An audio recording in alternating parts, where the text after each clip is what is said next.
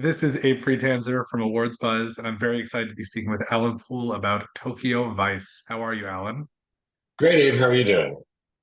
Good, good. Can you tell me about the journey of this show from start to very recent finish? Well, yes, I can start. Rather than the start of the entire journey of the show, I talk about the start of my journey with the show, which is that just in brief, because there was Jake Adelstein's memoir in 2009, which was a bestseller.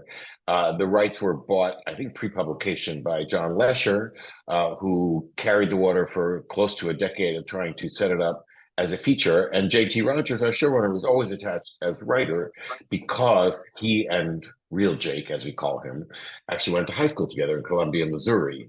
And so that they had that long journey before I came in. And then when the project was reconceived as a television series, I had been working with our studio fifth season on another show called The Eddy that we were shooting in Paris at the time, that I was doing with Damien Chazelle. And when Tokyo Vice became a series, and because I was already working closely with the studio, they asked me if I would come on board, since in terms of the original team, there was no one who had experience in episodic television or a deal of production experience in Japan, both of which I had. So it was kind of a natural fit.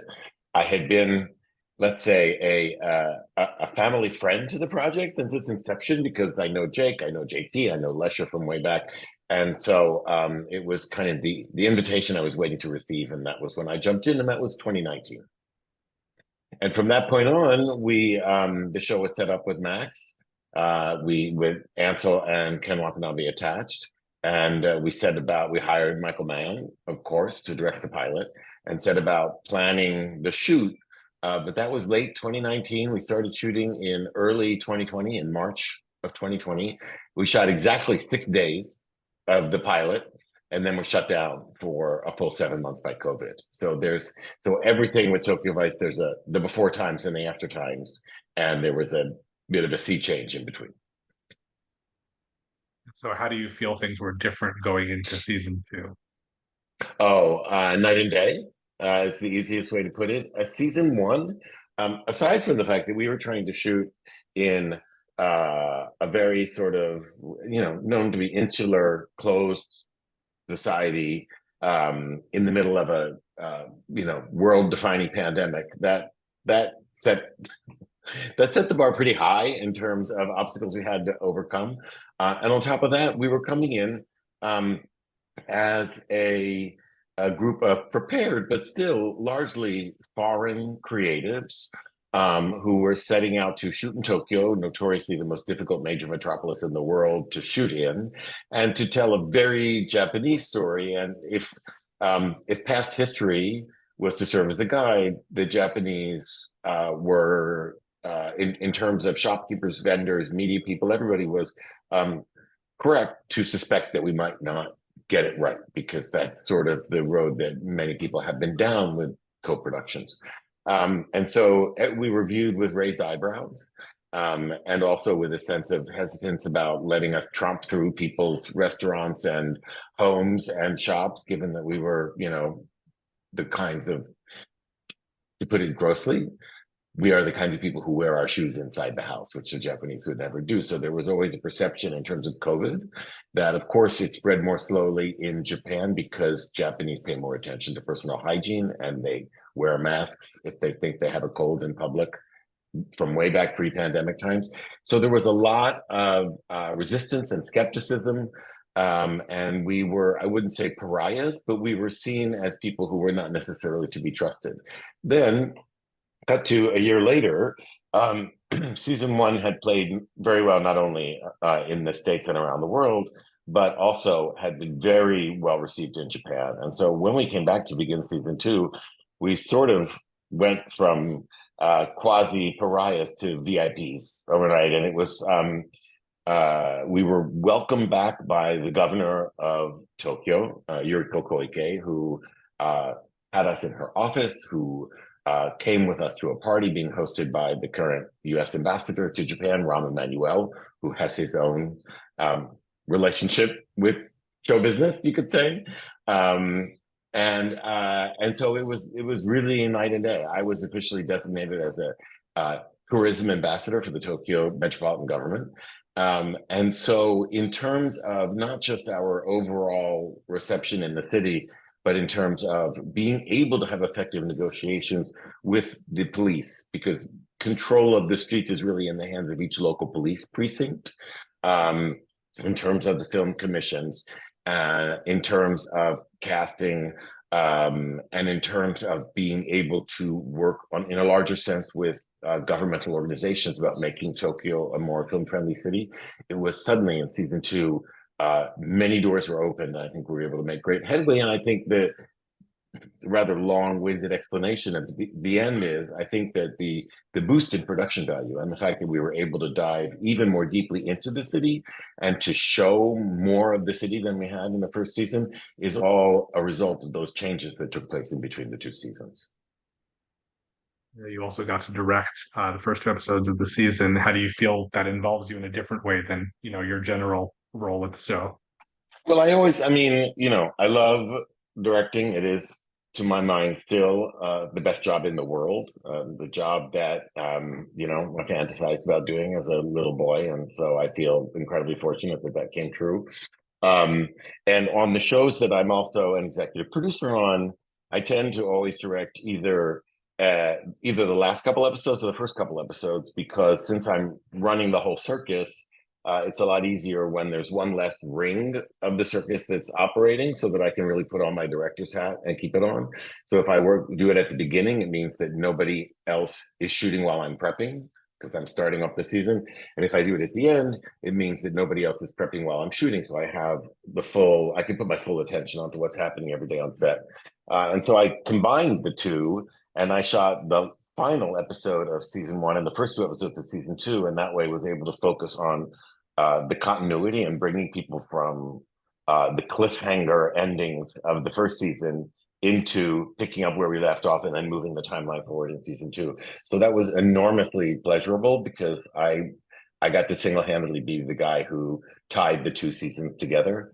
And in particular, we really were a little stymied about how to open the second season, because we knew that episode one is really like episode 9 of the first season. It really is to tie up all of, or most of, the loose ends that we left at the end of the first season. So we had to make that direct connection. And then episode 2 is the reboot, where we jump forward 3 months later, and Jake has temporarily sworn off Yakuza reporting and is diving into the world of the biker gangs. So being able to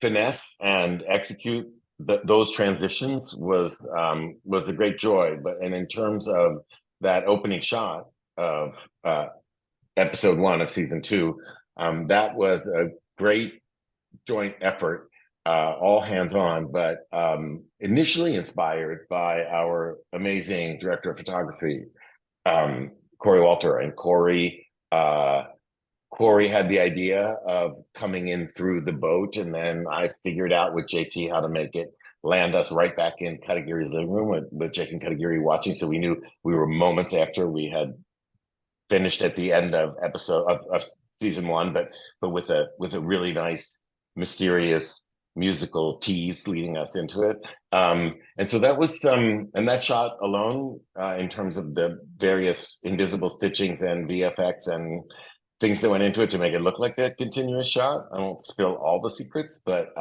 was an effort that took, I would say, a solid 6 months of work. So being able to kick off the season that way was very, very rewarding for me, both as a producer and director on the show, and also personally. Yes. Well, I know that it was recently announced that the show is ending after 2 seasons, and my understanding is that it was originally pitched that way. How are you feeling right now, and how would you respond to fans who want more of this great show, even if that's not what's going to be happening?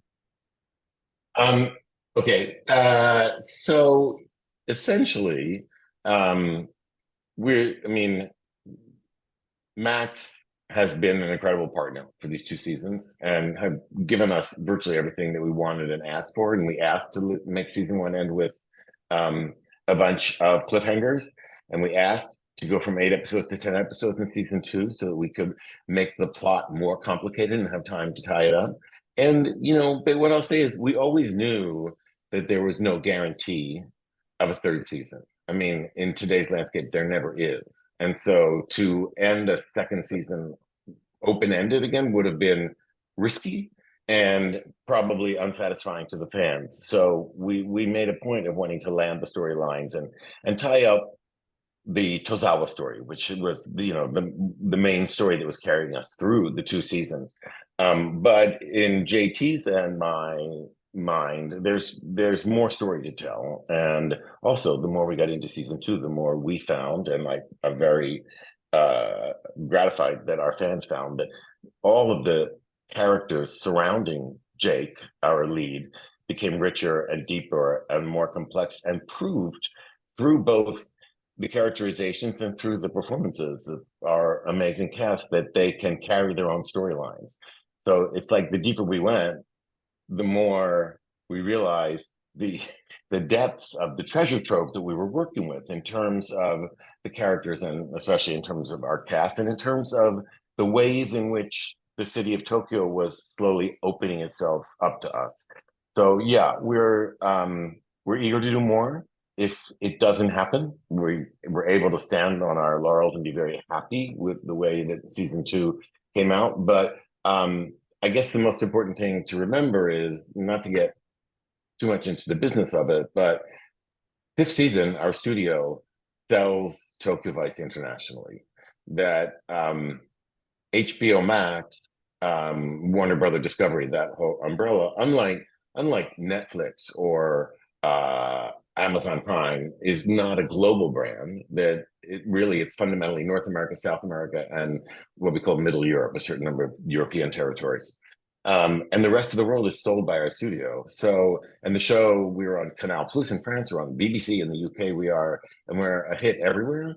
So there is a lot of life in the show that goes beyond the borders of our domestic viewership on Max. And so I'm right now, JT and I are putting all of our trust in our partners at 5th season, and it's way too early to even see the dust settling, but we feel very hopeful that we'll be able to continue the adventures of our characters that we love so much. To stay domestic for a minute, I was just looking back, and 6 Feet Under is such an incredible show, and it's such a long relationship you have with HBO over such a long period. What is it like working with the same, obviously evolving network that really, I think, shaped the way for so much of what we see now? Well, so I mean, one of the amazing things about HBO is that the average longevity of the employees and executives there is phenomenal, beyond most premium cable / streaming outfits. And so I first came to HBO in 2000 when we started working on the pilot of 6 Feet Under. And I stayed there with a deal for many years, and then left, and then came back again to do the newsroom for 3 seasons.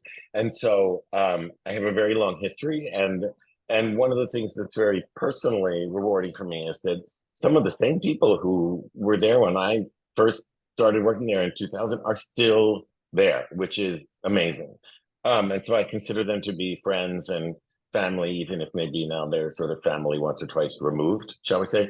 So it's always been a very friendly place. But to be honest, the creative team, who we were so close with on Tokyo Vice, is the Max team with it's Sarah Aubrey, Joey Chavez, Maura Furick, and they were relatively new to the HBO universe when we came in, because there had been the restructuring, and the Max label was created, and so we don't share that history. We just share the past 4.5 years of working very closely together, and those are the people that I feel most bonded to right now. I also always have to mention Swingtown. Anywhere time I see someone who's worked on that, I feel like that is a show that probably isn't remembered by a lot of people, but was just a sort of, obviously not H. I don't. I may have actually done pretty well on HBO, come to think of it, but obviously that's not where it was. Thank you, thank you, thank you. I'm always incredibly appreciative anytime somebody mentions Swingtown. We have our fans, and it still resurfaces, and it still gets mentioned. And I'll just say the thing about Swingtown that was so amazing that I think both made it a one season show and also makes me so proud of it is that Swingtown had originally been pitched to Showtime. And Showtime and CBS were under the Viacom banner at that particular point. This is 2007, and Bob Greenblatt was running Showtime, and wanted to do it. And the original script that Mike Telly wrote, which was semi-autobiographical, was much more explicit. It was written to be a racy R-rated show, a hard R, as we used to say, and that's the way Showtime was going to do it. But they did not have the money in that production cycle, and Bob asked us to be patient and wait for 4 or 5 months, and we were like, nobody else is going to buy this, so we said yes, we will wait for you I had a history with Bob that goes back to 6 Feet Under, and in the interim.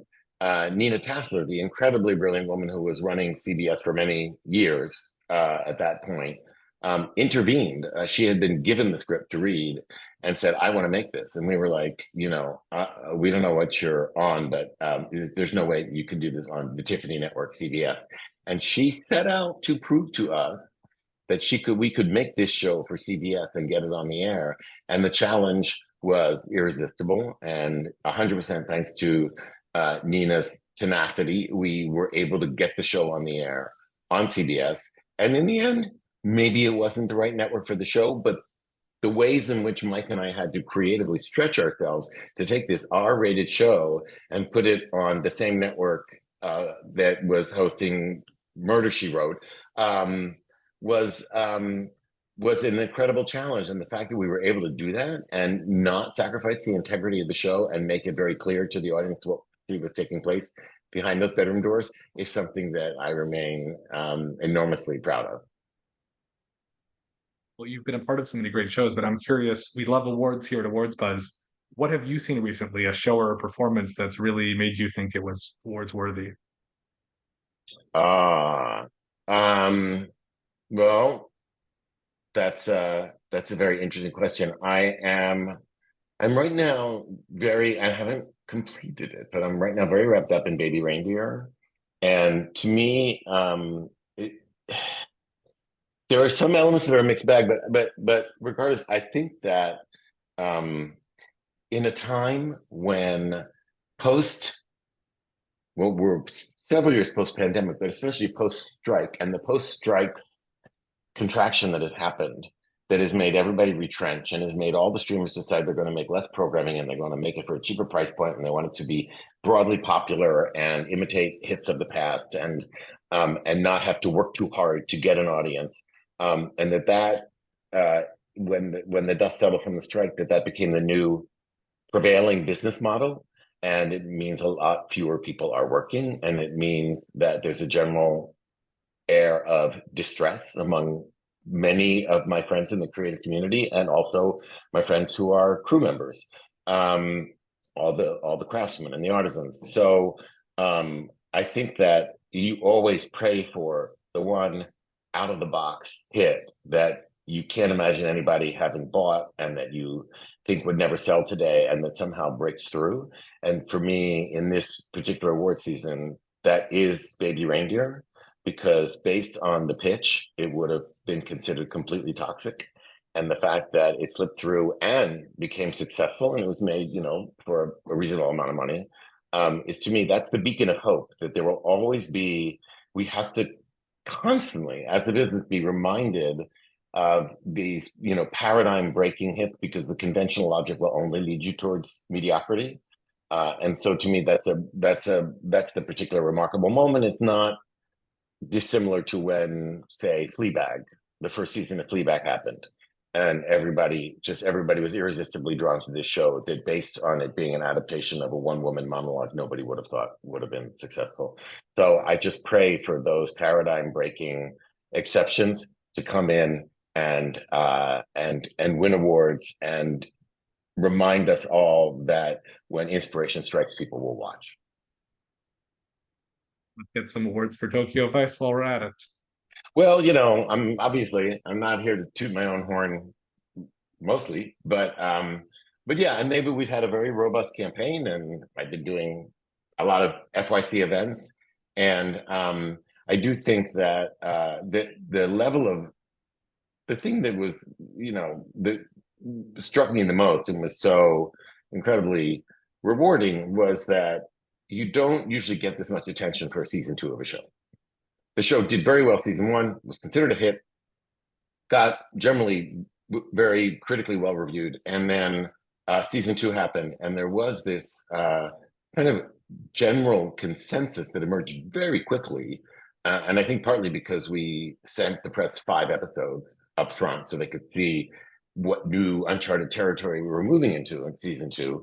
There was this consensus that emerged that the show had taken a quantum leap forward, and that season two was so much bigger and better than season one because we had learned how to make the show, and we had done our homework, and we'd leaned into all of the amazing qualities of our characters and our cast. So that doesn't, in my long experience, that doesn't happen with the second season of a show to get that much attention.